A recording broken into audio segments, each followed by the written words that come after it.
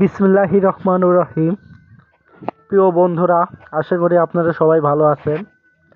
ইতিপূর্বে আমি কয়েকটি ভিডিও দিয়েছি। আমরা আমাদের গ্রামের তরুণ প্রজন্ম অর্থাৎ যুব সমাজের নেতৃত্বে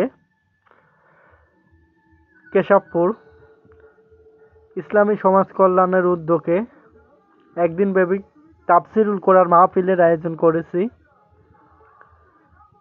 এবং তারই ধারাবাহিকতায় আমরা আমাদের এলাকাবাসীর কাছ কিছু বাঁশ চেয়েছি এবং সেই বাঁশ